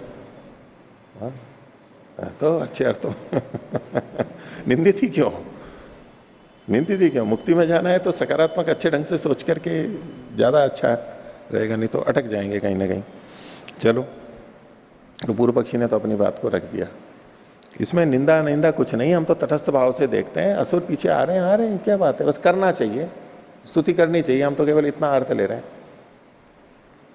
तो सिद्धांत कह रहा है वचनात् विनियोगा स्यात्, वचन से यहां पर विनियोग हो जाएगा, विशेष वचन होने के कारण से। क्या वचन है? नहीं तदस्ति विकल्प, यहां विकल्प नहीं है, ये सिद्धांत पक्ष है। प्रतिज्ञा सामनो विनियोग स्यात्, केवल साम का ही विनियोग होगा। कुतः यस्येह विनियोजकम वचनम अस्ति, जिसका ये यहां पर विनियोजक वचन है कि यहां ये होना चाहिए। क्या? यद ऋचा स्तुवते तद असुरा अन्ववायन, यद सामना स्तुवते तद असुरा न अन्ववायन, य एवं विद्वान सामना स्तुविता इति सामना स्तुति प्रशस्यते। इससे साम की स्तुति की प्रशंसा की जा रही है। प्रत्यक्षेण प्रशंसा वचन है, ये प्रत्यक्ष प्रशंसा वचन है, उससे स्तुति की जा रही है। कई जने सोचते हैं कि भाई पहले था कि भाई टेलीविजन नया नया आया था, लोग भी प्रसारित कर रहे थे, बोले हमारे भी प्रवचन आप लोगों के आने चाहिए, जो आचार्य लोग थे, कि भाई लोगों को पता लगे, नहीं तो हम थोड़े से में। बोले नहीं, हम नहीं चाहते हैं, फिर हमारे अगर आएंगे तो लोग बाग फिर बहुत फोन करेंगे, बहुत मिलने आएंगे, फिर हमारे योगाभ्यास में बाधा होगी, बहुत व्यस्तता हो जाएगी। नहीं, हम वीडियोग्राफी भी नहीं कराएंगे और न ही प्रसारित करवाएंगे। किस लिए? अध्यात्म के मार्ग की रक्षा के लिए, क्योंकि नहीं तो असुर पीछे पीछे आ जाएंगे। असुर लोग हैं, जनता है, सामान्य है, जिनके पास कोई समय नहीं है, बोले चलो उनके पास में हम कोई फालतू हैं यूं ही जिसको कोई भी आ जाएगा पीछे और हम उसको बताते रहेंगे? यही काम है क्या हमारा? हम अध्यात्म मुक्ति के लिए हैं, उसमें हमारे को जाना है। तो लोक वागति तो मना कर दिया गया उस सुझावों को। हालांकि ठीक है कि अब थोड़ा थोड़ा सा करने लग गए, होने लग गया है, जितना हो सकता है उतना। अभी उसमें तो पूरी है कि जितना हो जाए उतना अच्छा है, तो लेकिन वो हो रहा है। लेकिन पहले बिल्कुल मना था, नहीं मानते। तो पहले वाली स्थिति अच्छी है, अभी वाली स्थिति अच्छी? तो समझे कहेंगे पहले वाली स्थिति अच्छी है। अब तो असुर पीछे लग जाते हैं। आजकल असुर भी बहुत व्यस्त हैं उनको इतनी चिंता नहीं है, ऐसे नहीं है। उनको तृप्ति के लिए बहुत सारे उपाय संसार में परमात्मा ने दे रखे हैं, विज्ञान ने उपलब्ध करा रखे हैं। उनके पास समय कहां है असुरों के पास में? उनके पास समय कहां है? तो उन असुरों को बुलाने के लिए, उनकी तृप्ति के लिए फिर हम उपाय करते हैं, तब वो फिर हमारे पास में आते हैं। वो किससे तृप्त होते हैं? संगीत से तृप्त होंगे तो हम भजन लेंगे। वो खाने पीने से तृप्त होते हैं तो हम उनके लिए अच्छा खाने पाने का प्रबंध करेंगे, ताकि असुरों की उनकी तृप्ति हो प्राणों की, तभी तो आएंगे। वो तो प्राण तृप्ति वाले हैं। उनके लिए उनको अच्छे बिस्तर चाहिए, अच्छा वातावरण चाहिए, गर्मी नहीं लगे, ठंड नहीं लगे, ऐसे जो अनुकूलता वाली है। तो ये तो प्राणों की तृप्ति होती है ना। तो प्राणों की तृप्ति की व्यवस्था करेंगे तो असुर हमारे पास आ जाएंगे, नहीं तो नहीं आएंगे। और असुर आएंगे तो हमारी साधना में बाधा हो जाएगी। लेकिन कुछ असुर तो चाहिए, कुछ असुर तो चाहिए। उन असुरों को असुरों वाला दाना ही डाला जाता है, तभी वो आ पाते, नहीं तो आएंगे नहीं वो। तो खैर, इसने तो कहा कि नहीं ये कोई तो स्तुति नहीं है। तो इतर था कल्प्या स्यात्। हाँ, इसमें कह रहे हैं, एक तो ये कहा कि प्रत्यक्षेण प्रशंसा वचन है, प्रत्यक्ष प्रशंसा वचन से ये सिद्ध होगा। आगे कहते हैं इतर था कल्प्या स्यात्। नहीं तो, यानी जो पूर्व पक्षी जिस ढंग से दो वाक्य बना रहा था, तो बोले यहां पर आपको वाक्य कल्पित करना पड़ेगा। अगर इस पूरे को, यानी दो दो टुकड़े पहले वाले और बाद वाले दो दो टुकड़े, या दूसरे ढंग से कहो कि दो वाक्य, ये सारे मिलाकर के एक ही वाक्य है, एक ही अर्थ होने से एक ही बात को कह रहे हैं। अगर आप इसको अलग अलग वाक्य मानोगे तो आपको अर्थ कल्पित करना पड़ेगा। यहां पर इतर्था कल्प्या स्यात्, क्या कल्पित करना पड़ेगा वो आगे लिखा हुआ है। इसको विपरीत अल्प विराम में ले सकते हैं। ऋचा स्तवने असुरा अनुगता। ऋचा की स्तुति करने में, यानी बिना साम के करने में, असुर वहां पर पीछे पीछे आते हैं। अब पूर्ण विराम की जगह अल्प विराम ले लीजिए। अनुगता तस्मात् ऋचा स्तोतव्यमिति, इसलिए ऋचा के द्वारा स्तुति करनी चाहिए। पूर्व पक्षी जब अलग वाक्य बना रहा है तो यही तो अर्थ ले रहा था। तो तस्मात् ऋचा स्तोतव्यम, ये कल्पित करना पड़ेगा आपको, इतना भाग। ऋचा स्तवने असुरा आगता, ये अर्थ तो आ ही रहा है वाक्य से, लेकिन तस्मात् ऋचा स्तोतव्यम ये कल्पित करना पड़ेगा। और अथ सामना स्तव प्रशस्यते, अगर साम के द्वारा स्तुति की जाती है तो यद ऋचा स्तुवते तत् असुरा अनववायन इति इतर प्रशंसार्था निंदैषा। अगर इसको हम यहां केवल दोनों को वाक्यों को एक मानेंगे तो साम के साथ ही करना चाहिए। तो ये जो असुर का पीछे जाना है, ये अन्य की प्रशंसा के लिए निंदा कही जाएगी। इति इतर प्रशंसार्था निंदैषा। नहीं निंदा न्याय वाली जो बात है कि निंदा के लिए नहीं होती सदा, अन्य की प्रशंसा के लिए भी होती है। स्वतंत्र भी होती है, लेकिन अन्य की प्रशंसा के लिए भी निंदा होती है। तो बोले ये ऐसे हो जाएगी, उसकी दूसरे की प्रशंसा के लिए हो जाएगी। न किंचित कल्पयिष्यते इति, इसलिए यहां ऐसे में कल्पना भी नहीं करनी पड़ी, कल्पना में गौरव है। तो पूर्व पक्षी कहता है कथम निंदा वचनम एतदिति गम्यते, आपने ये कैसे जान लिया कि निंदा का वचन है? तो सिद्धांत कहता है इतर स्तुति वचना, दूसरे की स्तुति होने से। तस्मात् साम नैव स्तोतव्यमिति, इसलिए साम से युक्त होकर के ही स्तुति करनी चाहिए। आगे देखिए, एक और अधिकरण करते हैं। इसी अधिकरण की दूसरी व्याख्या है। अथवा विकृति विशेषे प्रगीतया एव ऋचा आवनीयोपस्थानाधिकरणम। आवनीय का जो उपस्थान होता है वो विकृति विशेष में प्रगीत ऋचा के द्वारा ही किया जाना चाहिए। ये जो आवनीय उपस्थान है, ये द्वादशाह में 10वें दिन पत्नी संयाज के बाद में होता है। द्वादशाह में 10वें दिन पत्नी संयाज के बाद में होता है, और मानस स्तोत्र से पहले होता है।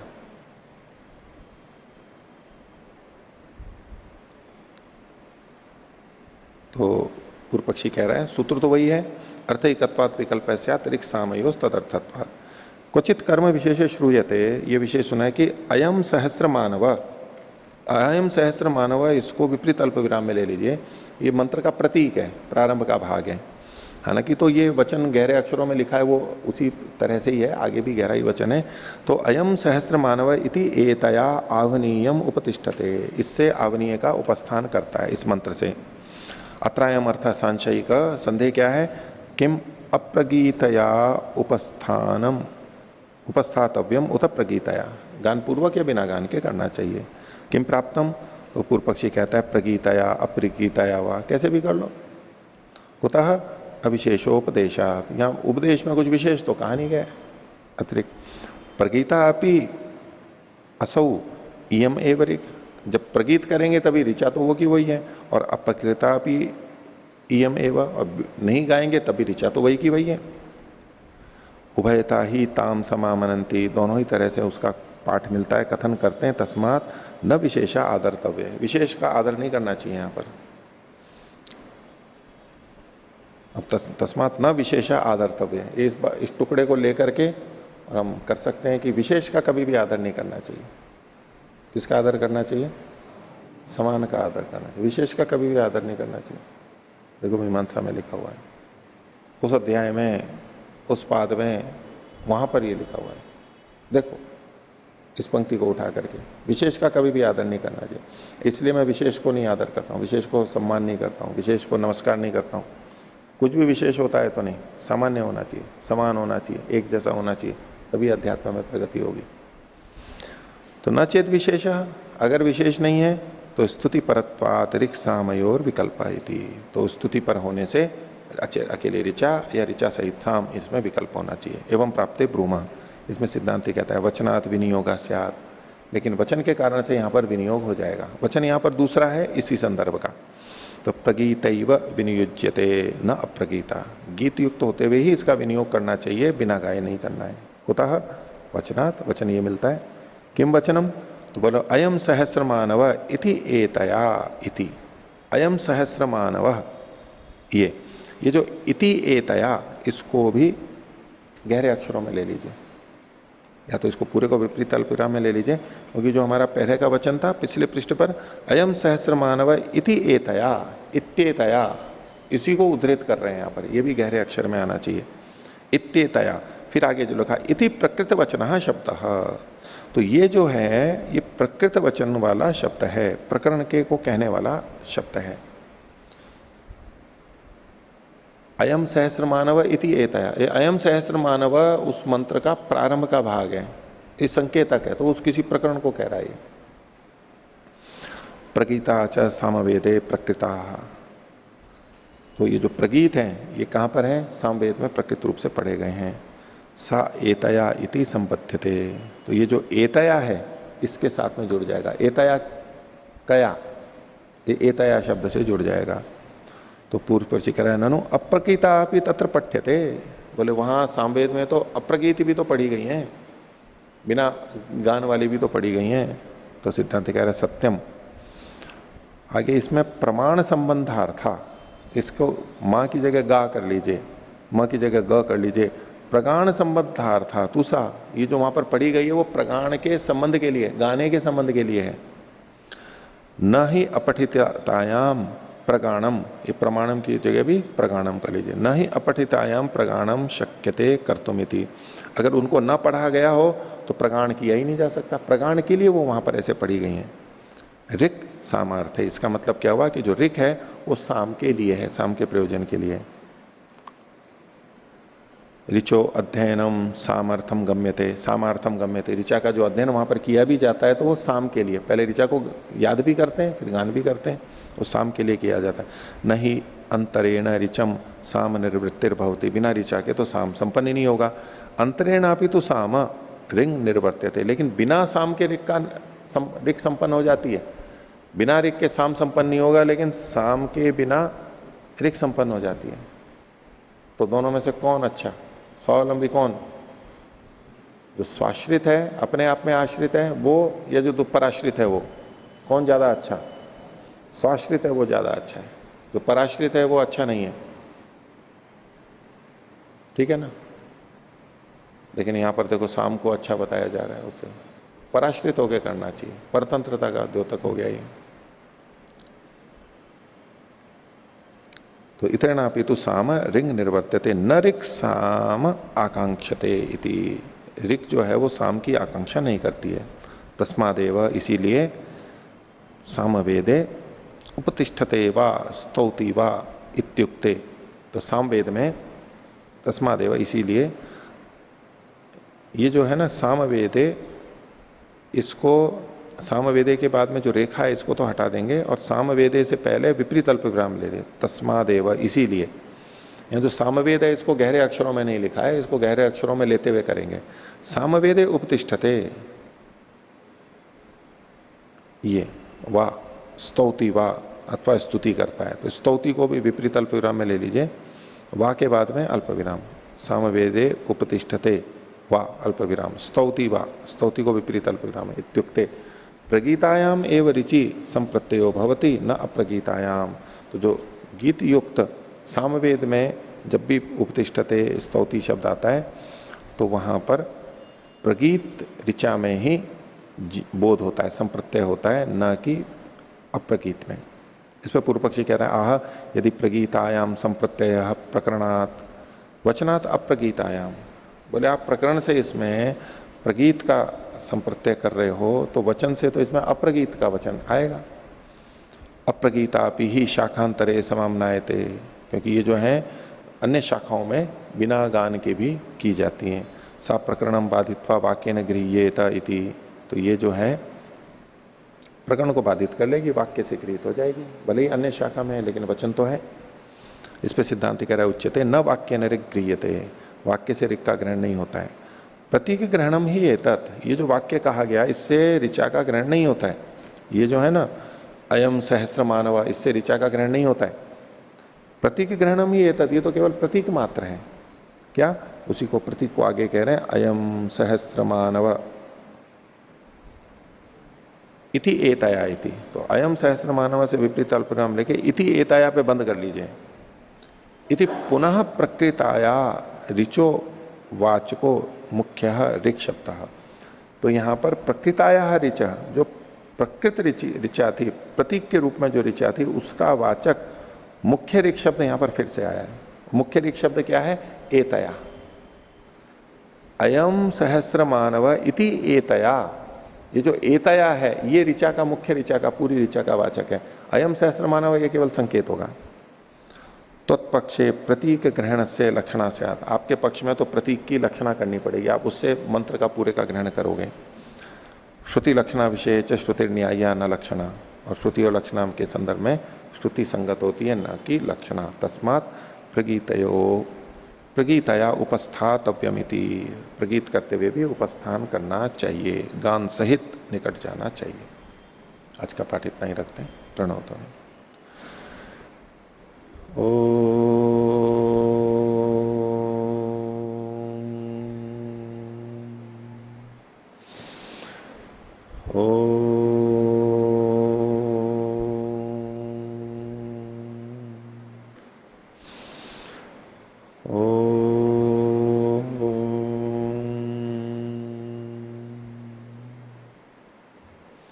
सभी को सदर विवाद। ओम शिव।